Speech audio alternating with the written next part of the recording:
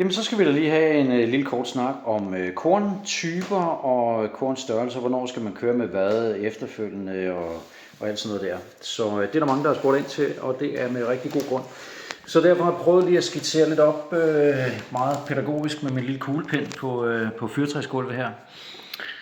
Lad os nu sige, at vi starter med at køre med korn 24. Vi zoomer lige fuldstændig ind, så det her det er simpelthen tænderne på det der meget grove slibebånd, korn 24. Det er selvfølgelig, altså korntallene indikerer, K24 betyder, at der er 24 korn per kvadratcentimeter.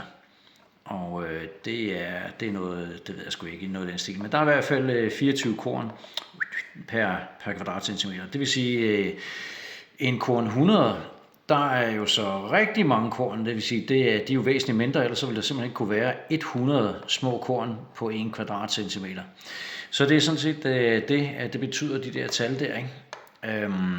Så jo lavere tallet er, det er fordi, at det er større sten, eller sådan noget, der simpelthen er limet fast på det der slibebånd, du kører med.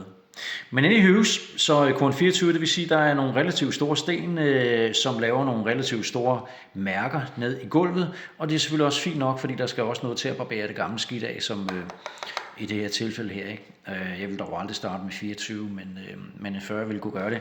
Men det er heller ikke det, det handler om. Det er, lad os nu sige, at vi starter med at køre korn 24. Så er det jo bare simpelthen slebet rent, og der er ikke mere gammel skidt og snavs tilbage. Så er der nogen, der tænker, nå, så er der jo ingen grund til at gøre så meget med det. Så sætter vi sgu lige en korn 100 på maskinen, og så farer vi det bare derud af, og så bliver det sikkert rigtig godt. Og det gør det jo til dels sådan set også på overfladen og på lang afstand.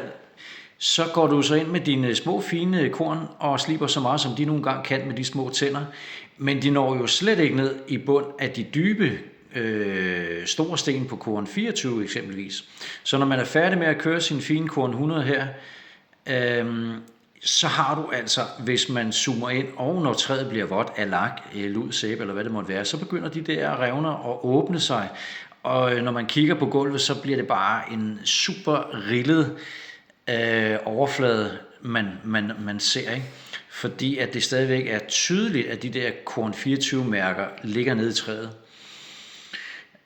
Så det er derfor, at jeg i hvert fald altid anbefaler, at man kører det nogle gange. Det er fint nok, du starter groft, men når du starter groft, er du nødt til simpelthen at finde noget, der er lidt mindre groft, for lige at kunne komme noget herned af. Altså jeg siger altid som udgangspunkt, spring aldrig mere end en korn. Så det, der kommer efter 24, det er 40. Den må vi gerne springe over. Hvad kommer der så? Så kommer der 60. Så det er 24 først. Derefter er det 60, og så vil jeg anbefale at springe en korn, som jo så vil være 80, den springer vi, så slutter vi af med korn 100. Det vil være menuen på et pænt resultat. Oven i købet, efter der er overfladebehandlet første gang, slutter man af med mellemslibningen, som typisk altid er korn 120 eller måske 150. Jeg bruger altid 120, det er i hvert fald det, der følger med i pakken her, og det er rigeligt. Så I kan godt se, man skal lige over gulvet nogle gange for et rigtigt resultat. Er man typen, der bare er tilfreds med et 70-80% resultat, så er der også måder at komme hurtigere igennem, så du kan komme hurtigere hjem og holde din kæreste i hånden, eller hvad det er, du har så travlt med. Men vil du gerne have et optimalt resultat med en flot glat overflade, uden de her mange tydelige ridser, som altså kommer, hvis man springer alt for meget over, ikke? Så får I altså et roligt resultat.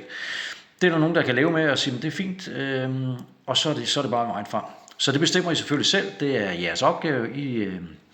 I vurderer, hvordan I vil løse jeres opgave. Det her det er kun en lille heads up, hvordan tingene fungerer, og så bestemmer I selvfølgelig selv, hvordan I vil løse jeres.